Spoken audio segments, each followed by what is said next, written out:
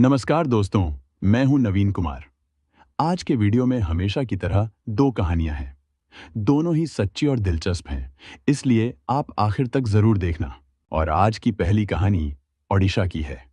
ये बात 2025 की है। सुभमित्रा साहू का जन्म 2000 में ओडिशा के जगत सिंहपुर जिले के परादीप के पास पिचुकुली गांव में हुआ। उनका परिवार बहुत साधारण था। मां सुकांति साहू गृहिणी थीं और पिता दुर्वाधन साहू खेती बाड़ी कर परिवार चलाते थे। सुभमित्रा सबसे बड़ी बेटी थीं। उनके बाद दो छोटे भाई बहन थे। वो पढ़ाई में शुरू से ही अच्छी थीं। गांव के सरकारी स्कूल से 10वीं की और फिर जगत सिंहपुर के कॉलेज से इंटरमीडिएट पास किया। उनका सपना पुलिस में भर्ती होकर देश और समाज की सेवा करना था। साल 2018 में जब उनकी उम्र सिर्फ 18 साल थी, उन्होंने ओडिशा पुलिस की भर्ती परीक्षा पास की और ट्रैफिक कांस्टेबल बन गईं। भुवनेश्वर में उनकी पहली पोस्टिंग हुई। सुभमित्रा को मिर्गी की पुरानी बीमारी थी। इस वजह से उन्हें कभी-कभी दिक्कत होती और वह तनाव में भी आ जाती थीं। लेकिन उनकी सबसे बड़ी खासियत यही थी कि उन्होंने कभी हार नहीं मानी। अपनी कमजोरी को पीछे छोड़कर वह हमेशा हिम्मत से ड्यूटी करती थीं। 6 सितंबर को सुभमित्रा रोज की तरह काम पर जाने के लिए घर से निकलीं। दोपहर ठीक 2 बजे उनकी ड्यूटी खत्म हुई और वह घर लौटने के लिए निकलीं। लेकिन शाम के 7 बज गए। फिर भी वो घर नहीं पहुंची। परिवार वालों ने सोचा शायद ड्यूटी बढ़ गई होगी या फिर किसी जरूरी काम से रुक गई होंगी। लेकिन धीरे धीरे रात गहराती गई और उनका फोन भी लगातार बंद आता रहा। हर मिनट परिवार की बेचैनी और डर बढ़ता जा रहा था। और फिर 7 सितंबर की सुबह करीब 10 बजे परिवार ने मजबूर होकर पुलिस में सुभमित्रा की गुमशुदगी की रिपोर्ट दर्ज कराई। पुलिस सुभमित्रा की तलाश में दिन रात लगी रही, लेकिन शुरू में कुछ हाथ नहीं लगा। परिवार और रिश्तेदार भी परेशान थे। आखिरकार कैपिटल पुलिस स्टेशन की जांच टीम को एक सुराग मिला। पता चला कि भुवनेश्वर में सुभमित्रा को आखिरी बार दीपक नाम के एक लड़के के साथ देखा गया था। बस फिर क्या था? पुलिस ने दीपक को तुरंत हिरासत में ले लिया और उससे पूछताछ शुरू कर दी। दीपक से सख्त पूछताछ हुई तो उसने पूरा सच उगल दिया। उसने कबूल किया कि 6 सितंबर को वह सुभमित्रा को उसके काम की जगह से अपनी होंडा सिटी कार में लेकर गया था। दोपहर करीब 2 से 3 बजे के बीच यूनिट 6 इलाके में उसने गला घोंटकर उसकी हत्या कर दी। हत्या करने के बाद भी वह लाश के साथ इधर उधर घूमता रहा, यहां तक कि काम पर भी गया, जैसे कुछ हुआ ही न हो। अगले दिन वह क्योंझर पहुंचा और घाटा गांव के जंगल में लाश को बोरे में डालकर दफना दिया। पुलिस ने उसके कबूलनामे और सीन रिक्रिएशन के दौरान वही जगह ढूंढ निकाली। खुदाई कर सुभमित्रा का शव बरामद हुआ। इसके बाद सबूतों और बयान के आधार पर कैपिटल पुलिस स्टेशन में धारा के तहत केस दर्ज किया गया। पुलिस पूछताछ में जो कहानी सामने आई, उसे सुनकर हर कोई दंग रह गया। दीपक कुमार राउत की असली तस्वीर धीरे धीरे पुलिस की जांच में सामने आने लगी। 39 साल का यह शख्स भुवनेश्वर कटक पुलिस कमिश्नरेट के लेखा विभाग में क्लर्क था। बाहर से देखने पर वह सीधा साधा और शांत स्वभाव का लगता था, लेकिन अंदर से वह बेहद चालाक और लालच से भरा हुआ इंसान था। उसकी जिंदगी पहले से ही रहस्यमयी घटनाओं से भरी पड़ी थी। साल 2022 में उसकी पहली पत्नी अपर्णा प्रियदर्शनी, जो कटक जिले के अथागढ़ में रेवेन्यू इंस्पेक्टर थीं, और उसकी मौत हो गई थी। पुलिस रिकॉर्ड के मुताबिक अपर्णा सड़क पार कर रही थीं, तभी एक ट्रक ने टक्कर मार दी और उनकी मौके पर ही मौत हो गई। उस समय इसे एक साधारण सड़क हादसा मानकर मामला बंद कर दिया गया था। लेकिन हादसे के बाद दीपक को 1 करोड़ रुपए का बीमा क्लेम मिला, जो सीधे उसके बैंक खाते में जमा हुआ। इस रकम के बाद उसकी लाइफस्टाइल और खर्चे में कोई कमी नहीं दिखी। लेकिन जब सुभमित्रा की हत्या की जांच आगे बढ़ी, तब पुलिस को शक हुआ कि अपर्णा की मौत वाकई हादसा थी या फिर यह भी दीपक की कोई सोची समझी साजिश थी। मार्च 2024 में एक पुलिस ट्रेनिंग सेशन के दौरान सुभमित्रा और दीपक की पहली मुलाकात हुई। यहीं से दोनों की बातचीत शुरू हो गई। दीपक ने उन्हें अपनी कहानी सुनाई, कैसे पहली पत्नी की मौत के बाद बीमे के पैसे से उसने जिंदगी को फिर से संभाला। भोली भाली सुभमित्रा उसकी बातों में आ गई। उन्हें लगा दीपक बहुत अच्छा इंसान है और सच में उनका ख्याल रखेगा।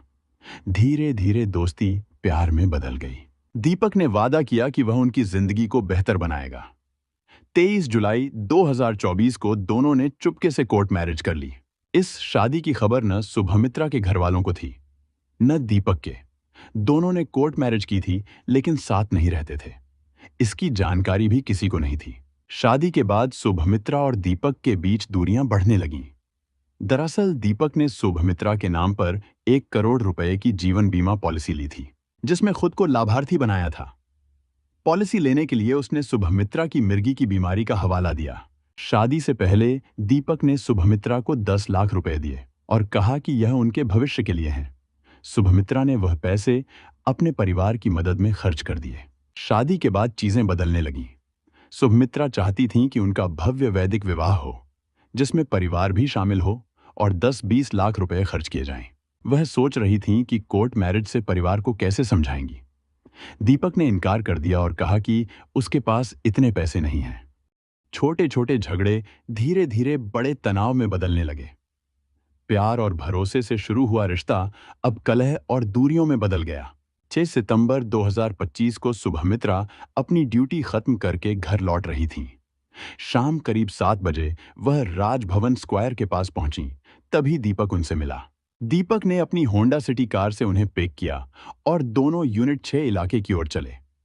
वहां एक सुनसान पार्किंग एरिया में उनका झगड़ा हुआ। झगड़े के दौरान दीपक ने शुभमित्रा का गला दबाना शुरू किया। शुभमित्रा ने विरोध किया, चिल्लाई, लेकिन सुनसान जगह पर कोई मदद को नहीं आया। धीरे धीरे उनकी आखिरी सांसें रुक गईं। दीपक ने शव को कार के ट्रंक में रखा और रात भर अपने सूर्यानगर स्थित घर में छिपाकर रखा। अगली सुबह 7 सितंबर को वह शव को लेकर भुवनेश्वर से करीब 170-200 किलोमीटर दूर केओंझार जिले के घटा गांव के जंगल की ओर रवाना हुआ। रास्ते में उसने कई जगह रुका, लेकिन शव को हमेशा ट्रंक में छिपाए रखा। घटा गांव पहुंचकर दीपक को अपने चचेरे भाई पापूराव भूया और साथी शंभू महानंद की मदद मिली। उन्होंने शव को झूठ के बोरे में डाला, सीमेंट के ड्रम में रखा और जेसीबी मशीन से 10 फुट गहरा गड्ढा खोदकर दफना दिया। यह जगह राजबांधा साही के पास ऊपरी डीहा ग्राम पंचायत में थी, जहां पापू और शंभू का घर था। आसपास के लोग नहीं समझ पाए क्योंकि जेसीबी का शोर आम था। शव दफनाने के बाद दीपक का व्यवहार हैरान करने वाला था। वह घटा गांव के तारिणी मंदिर गया, पूजा की और सेल्फी ली। उसके फोन की सेल्फी में वह मुस्कुराता दिखा, जिससे पुलिस को यह लगा कि दीपक को अपने किए गए अपराध का कोई पछतावा नहीं था। 8 सितंबर को वह फिर सामान्य रूप से अपनी ड्यूटी पर लौट आया, जैसे कुछ हुआ ही न हो। पुलिस को लगता है कि शुभमित्रा की हत्या की मुख्य वजह दीपक की लालच और धन की चाह थी। उसने शुभमित्रा के नाम पर 1 करोड़ रुपए की जीवन बीमा पॉलिसी ली थी, जिसमें वह खुद लाभार्थी था। इसके अलावा दीपक रोज रोज के झगड़े से भी परेशान हो गया था और शुभमित्रा की मौत के बाद उसे बीमा राशि मिलने की लालसा ने उसे इस खतरनाक कदम की ओर धकेल दिया। पुलिस अब दीपक की पहली पत्नी अपर्णा की मौत की भी जांच कर रही है। इस मामले में एफआईआर दोबारा खोली गई है। पुलिस ने ट्रक ड्राइवर से पूछताछ शुरू कर दी है और दीपक के बैंक खातों और बीमा क्लेम की भी पूरी जांच की जा रही है, ताकि यह पता लगाया जा सके कि क्या अपर्णा की मौत सच में हादसा थी या कोई साजिश थी। और आज की दूसरी कहानी उत्तर प्रदेश के मुरादाबाद की है। ये बात 2021 की है। मुरादाबाद में कुलदीप गुप्ता अपनी पत्नी सुनीता, बेटी इशिता और बेटे दिव्यांशु के साथ रहते थे। 4 जून 2021 को दोपहर के ठीक 12 बजे सुनीता को पति कुलदीप का फोन आया। फोन पर कुलदीप ने कहा कि वह घर का काम छोड़कर तुरंत बैंक जाए, वहां से 4 लाख रुपए निकाले और दुकान पर मुस्तफा को दे आए। मुस्तफा उनकी ऑटो स्पेयर पार्ट्स और हार्डवेयर की दुकान का भरोसेमंद सेल्समैन था। दुकान घर से केवल 500 मीटर की दूरी पर थी। सुनीता जानती थी कि कारोबार में पैसों की जरूरत अक्सर पड़ती है, लेकिन एकदम से इतनी बड़ी रकम नकद निकाल कर ले जाना उसे अजीब लग रहा था। सुनीता ने पति की बात मानते हुए ठीक 12:30 बजे मुस्तफा को पैसों से भरा थैला पकड़ाया और वापस लौटने लगी। मुस्तफा ने सिर्फ इतना कहा कि कोई व्यक्ति पैसा लेने आएगा, वही उसे देना है। सुनीता ने जाते जाते बस इतना कहा कि पैसों को ध्यान से संभाल कर रखना, फिर जल्दी से घर की ओर बढ़ गई। करीब 2:30 बजे सुनीता के पास कुलदीप का फोन आया। उन्होंने बताया कि पैसे मिल गए हैं। यह सुनकर सुनीता ने कहा कि शाम को जल्दी घर आ जाना। कुलदीप ने इस पर कुछ नहीं कहा। सुनीता ने इसे सामान्य बात समझी और बिना ज्यादा सोचे अपने बाकी कामों में लग गई। शाम के करीब 4 बज चुके थे। दिव्यांशु ने अपने पिता को फोन किया, लेकिन मोबाइल स्विच ऑफ आ रहा था। उसने मां को बताया तो सुनीता ने पहले इस बात को हल्के में लिया और सोचा कि शायद बैटरी खत्म हो गई होगी। 10 मिनट बाद दिव्यांशु ने दोबारा फोन मिलाया, लेकिन इस बार भी मोबाइल बंद ही मिला। तब सुनीता ने खुद भी कोशिश की, पर बार बार करने के बाद भी कॉल नहीं लग पाई। अब सुनीता घबराने लगी। उसे अपने पति की चिंता सताने लगी और दिमाग में तरह तरह के बुरे ख्याल आने लगे। 4 लाख रुपए याद आते ही उसका डर और बढ़ गया। उसे लगने लगा कि कहीं पैसों की वजह से कुलदीप के साथ कुछ गलत तो नहीं हो गया।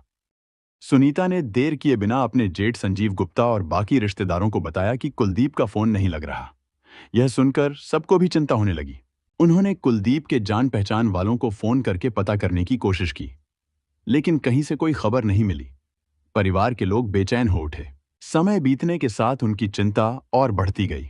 सभी के मन में अनहोनी का डर घर करने लगा। इशिता और दिव्यांशु रोने लगे। घर में जो जन्मदिन की खुशी का माहौल था, वह देखते ही देखते गम और बेचैनी में बदल गया। रात के करीब 11 बजे तक भी कुलदीप का कोई पता नहीं चला। तब उनके बड़े भाई संजीव गुप्ता ने थाना पाक बड़ा में जाकर थाना प्रभारी योगेंद्र यादव को पूरी बात बताई। सुनीता ने पुलिस को दिन भर की सारी घटना बताई कि कैसे कुलदीप ने अचानक फोन करके 4 लाख रुपए मंगवाए थे और उसके बाद से किसी की भी उनसे बात नहीं हो पाई। पैसों की बात सुनते ही पुलिस को शक हुआ कि मामला लेन देन से जुड़ा हो सकता है। उन्हें यह भी अंदेशा हुआ कि कहीं कुलदीप के साथ कोई वारदात तो नहीं हो गई। थाना प्रभारी योगेंद्र यादव ने तुरंत अपने अफसरों को जानकारी दी और जांच शुरू कर दी। अगले दिन पुलिस ने सबसे पहले कुलदीप की दुकान के भरोसेमंद कर्मचारी मुस्तफा से पूछताछ शुरू की। मुस्तफा ने बताया कि दुकान खुलने के कुछ समय बाद ही कुलदीप किसी के साथ यह कहकर निकल गए थे कि उन्हें एक मरीज को देखने अस्पताल जाना है। उस समय सुबह के करीब 9:30 थे। मुस्तफा ने यह भी बताया कि जाते वक्त कुलदीप ने कहा था कि अगर देर हो जाए तो बाइक को किनारे खड़ी करके दुकान की चाबियां घर पहुंचा देना। थाना प्रभारी ने मुस्तफा से उस दिन की पूरी जानकारी विस्तार से देने को कहा। मुस्तफा ने बताया कि 4 जून 2021 की सुबह कुलदीप रोज की तरह समय पर दुकान पहुंचे थे। दुकान पाकबाड़ा के डींगरपुर चौराहे पर थी। वहां पहुंचकर उन्होंने कर्मचारियों को चाबियां दी और दुकान खुलवा दी। कुलदीप का अपना घर दुकान से करीब आधा किलोमीटर दूर मिलन विहार मोहल्ले में था। उनके बड़े भाई संजीव गुप्ता का घर भी वहीं से लगभग 500 मीटर की दूरी पर था। दुकान की चाबियां कर्मचारियों को देने के बाद कुलदीप ने अपने भरोसेमंद आदमी मुस्तफा को अलग से बुलाया। उन्होंने उसे बताया कि वे एक परिचित को देखने अस्पताल जा रहे हैं। साथ ही यह भी कह दिया कि लौटने में देर हो सकती है, इसलिए पूरे दिन दुकान की जिम्मेदारी उसी के ऊपर रहेगी। कुलदीप गुप्ता ऐसा पहले भी कर चुके थे, इसलिए मुस्तफा ने उस दिन की बात पर ज्यादा ध्यान नहीं दिया। तभी सड़क के दूसरी तरफ बाइक पर एक आदमी आया, हेलमेट पहने हुए। कुलदीप उस पर बैठकर चले गए। यह सब महज 5-7 मिनट में हो गया। दुकान के बाकी कर्मचारी अपने अपने काम में लग गए और मुस्तफा काउंटर संभालने लगा। इस तरह दुकान की दिनचर्या फिर से चल पड़ी। मुस्तफा ने बताया कि दोपहर होने पर दुकान में हलचल थोड़ी कम हो गई। फिर 12 बजे के बाद अचानक कुलदीप की पत्नी सुनीता दुकान पर आ गई। मुस्तफा थोड़ा चौंक गया। सुनीता ने अपने हैंडबैग से एक मोटा पैकेट निकालकर उसे सौंप दिया। पैकेट के बारे में पूछने से पहले ही सुनीता ने मुस्तफा को बता दिया कि उसके पति ने बैंक से 4 लाख रुपए निकालकर पैकेट में रखवा दिए हैं। इतना कहकर वह थोड़ी जल्दबाजी में बोली कि पास में उसे कुछ खरीदारी करनी है और घर में भी बहुत काम पड़ा है, इसलिए वह तुरंत दुकान से चली गई। सुनीता के जाने के तुरंत बाद ही मुस्तफा के पास कुलदीप का फोन आया। कुलदीप ने कहा कि एक आदमी बाइक पर पैसे लेने आएगा और सुनीता ने जो रकम दे दी है वह उसे सौंप देना। मुस्तफा ने कुलदीप को बताया कि सुनीता मैडम ने अभी अभी पैसे दे दिए हैं। इतनी मोटी रकम होने के बावजूद कुलदीप ने पैसे लेने के बारे में ज्यादा कोई बातें नहीं बताई। दोपहर करीब 1 बजे कुलदीप के बताए अनुसार एक आदमी काले रंग की बाइक पर दुकान पर आया। बाइक में नंबर प्लेट नहीं लगी थी। मुस्तफा ने पहले सोचा कि शायद बाइक किसी मरम्मत के दौरान टेस्ट के लिए लाई गई है। हेलमेट और मास्क पहने उस व्यक्ति ने मुस्तफा से कहा कि वह कुलदीप द्वारा पैसे लेने भेजा गया है। मुस्तफा ने इशारे से उसे सामने बैठने को कहा और तुरंत कुलदीप को फोन लगाया। कुलदीप ने फोन रिसीव करते ही कहा कि पैसे उसी को दे दो। मुस्तफा कुछ पूछना चाहता था, लेकिन कुलदीप ने फोन तुरंत कट कर दिया। ऐसा लग रहा था कि वह काफी जल्दी में है। तब तक वह व्यक्ति अपना हेलमेट और मास्क हटा चुका था। मुस्तफा ने बिना कोई सवाल किए पैकेट उसके हाथ में दे दिया। पैकेट से पैसे निकालते ही वह व्यक्ति काउंटर पर गिनने लगा। पैकेट में 2000 और 500 के नोटों के बंडल थे। नोट गिनते समय उसका मोबाइल बजा। उसने फोन स्पीकर पर लगाकर कहा कि पैसे मिल गए हैं और वह अभी गिन रहा है। दूसरी तरफ से आवाज आई, मैंने तुम्हें पैसे लेने भेजा है या गिनने? पैसा ले और वहां से निकल। यह आवाज कुलदीप की नहीं थी।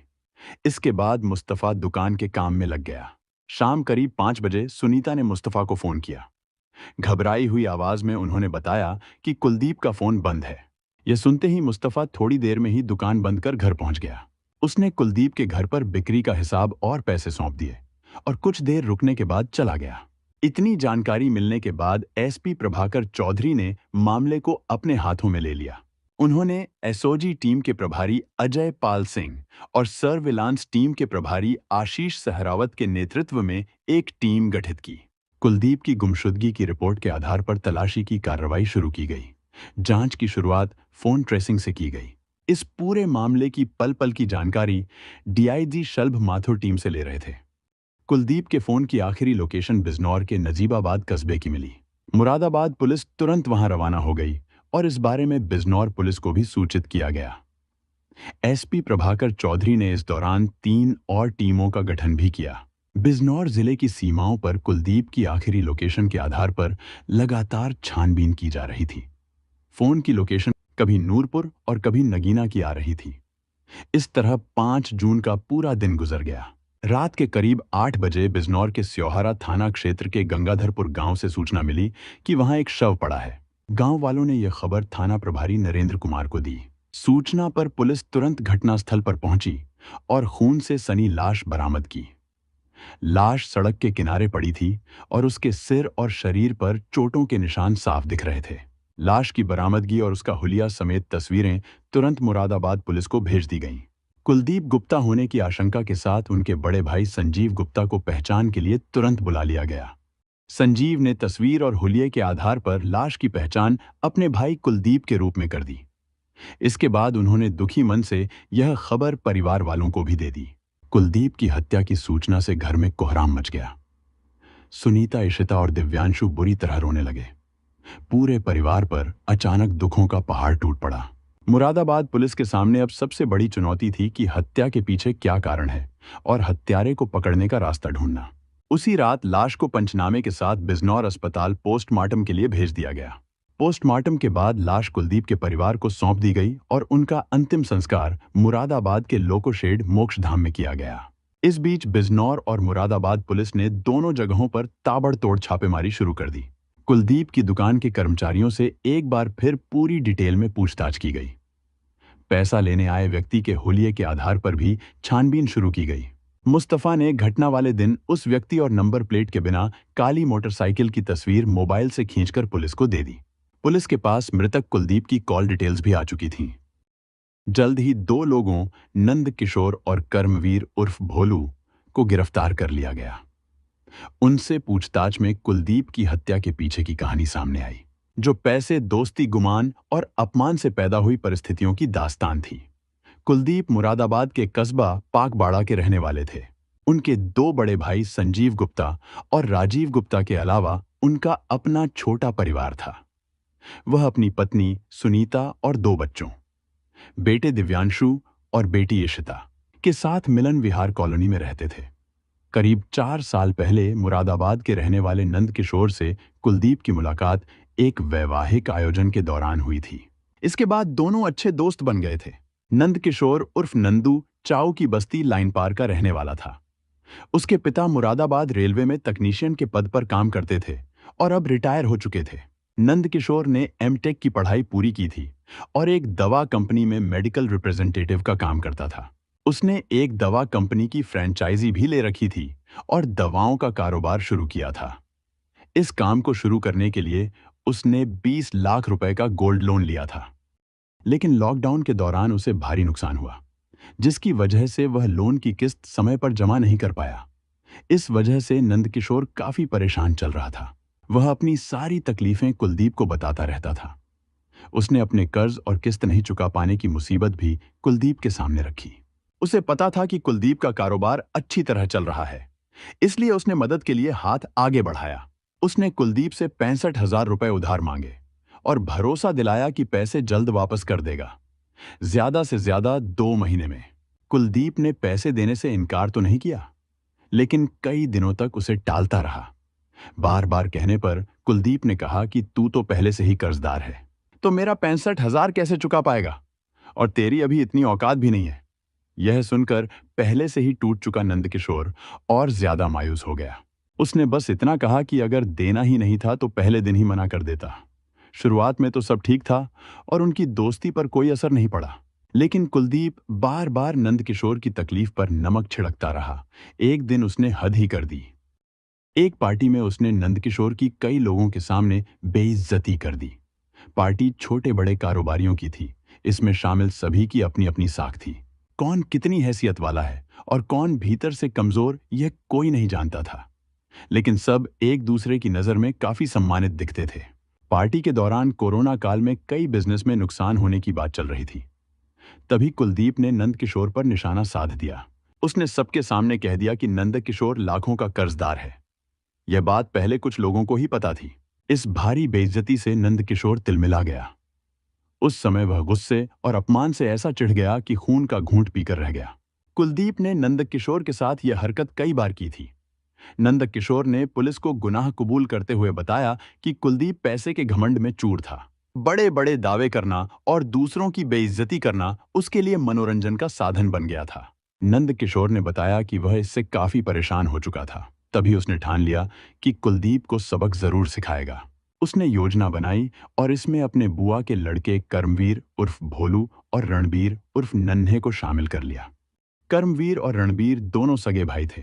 नन्हे के अनुसार कुलदीप की हत्या से कुछ दिन पहले उसे बताया गया कि कुलदीप ने हाल ही में अपनी पोलो कार बेची है और उससे मिले 4 लाख रुपए उसके पास हैं। नन्हे को यह भी कहा गया कि अगर वह पैसे हड़पने में मदद करेगा तो हिस्सेदार बनाया जाएगा। नन्हे इस बात के लिए तैयार हो गया। नंदकिशोर ने कुलदीप को अच्छी हालत में मारुति स्विफ्ट कार दिलवाने का सपना दिखाया। उसी कार को दिखाने के बहाने 4 जून 2021 को उसने अपनी बाइक पर कुलदीप को लेकर कांठ में डेंटल हॉस्पिटल के सामने पहुंचाया। वहां पहले से ही नन्हे और भोलू एम्बुलेंस लेकर इंतजार कर रहे थे। एम्बुलेंस भोलू चला रहा था। नंदकिशोर ने कहा कि आज ही बिजनौर जाकर पेमेंट करनी होगी। कुलदीप उसकी बातों में आ गया और एम्बुलेंस में उसके साथ बैठ गया। रास्ते में नंदकिशोर ने शराब की एक बोतल खरीदी। आगे चलकर स्योहारा कस्बे में गाड़ी रोककर तीनों ने शराब पी। कुलदीप शराब के नशे में धुत हो गया। तब नंदकिशोर ने उसके साथ मारपीट शुरू कर दी और कहा कि अगर वह अपनी जिंदगी बचाना चाहता है तो 4 लाख रुपए मंगवा ले। कुलदीप ने मजबूरी में अपनी पत्नी सुनीता को फोन किया और पैसे दुकान से मंगवा लिए। नंदकिशोर ने कर्मवीर उर्फ भोलू को भेजकर वही पैसे दुकान से हड़वा लिए। पैसा मिल जाने के बावजूद नंदकिशोर ने कुलदीप को नहीं छोड़ा। एम्बुलेंस में उसने ऑक्सीजन सिलेंडर के मीटर खोलने वाले औजार से कुलदीप के सिर पर कई वार कर दिए। कुलदीप नशे की हालत में था, इसलिए खुद को बचा नहीं पाया। कुछ ही समय में उसकी वहीं मौत हो गई। बाद में नंदकिशोर और उसके साथ ही कुलदीप की लाश को एम्बुलेंस में डालकर धामपुर, नगीना, नजीबाबाद और कई और जगह ले गए। अगले दिन 5 जून की रात लगभग 8 बजे उन्होंने लाश को गंगाधरपुर के पास सड़क किनारे छोड़ दिया और दोनों मुरादाबाद वापस लौट आए। मुरादाबाद पुलिस ने नंदकिशोर और उसके साथी से 3.5 लाख रुपए बरामद कर लिए। पूछताछ में नंदकिशोर ने इस योजना में शामिल 2 और लोगों के नाम बताए। उसके बताए सुराग पर एक को पकड़ा गया, लेकिन रणबीर उर्फ नन्हे 50,000 रुपए लेकर फरार हो गया था। बताया गया कि कुलदीप के गले से हनुमान का 3 तोले का लॉकेट भी गायब था। मुरादाबाद पुलिस ने 7 जून 2021 को प्रेस कॉन्फ्रेंस करके पूरे मामले की जानकारी मीडिया और जनता को दी। कारोबार या दोस्ती में पैसे की बातों और घमंड के चलते रिश्ते खराब हो सकते हैं। किसी भी विवाद को शांतिपूर्ण तरीके से सुलझाना ही सुरक्षित रास्ता है। किसी पर अंधविश्वास करके बिना जांच या सतर्कता के भरोसा करना खतरनाक हो सकता है। किसी की बेइज्जती करना या गुस्से में आकर निर्णय लेना बहुत गंभीर परिणाम ला सकता है। बड़े लेन देन और मूल्यवान चीजों के साथ हमेशा सतर्क रहना चाहिए और किसी भी संदिग्ध व्यक्ति के साथ अकेले नहीं जाना चाहिए। विवाद या आर्थिक परेशानी में हिंसा नहीं, बल्कि कानूनी मदद लेना ही सुरक्षित और सही रास्ता है। इस कहानी से यह स्पष्ट होता है कि छोटी सी लड़ाई या अपमान भी गंभीर और जानलेवा परिणाम ला सकती है। इसलिए हमेशा संयम और समझदारी जरूरी है। हमारा उद्देश्य यह है कि लोग इन घटनाओं से सीखें और गलत रास्तों पर चलने से बचें। यह कहानी एक अहम चेतावनी है जो हमें बताती है कि जीवन में सही फैसले लेना कितना जरूरी है। हमें मिलकर एक बेहतर समाज बनाने की कोशिश करनी चाहिए, जहां प्यार और ईमानदारी की अहमियत हो। ऐसी सच्ची घटनाओं और उनसे मिले संदेशों के साथ मैं फिर लौट कर आऊंगा। तब तक के लिए सुरक्षित रहें, सतर्क रहें और याद रखें कि हर कदम सोच समझकर उठाएं।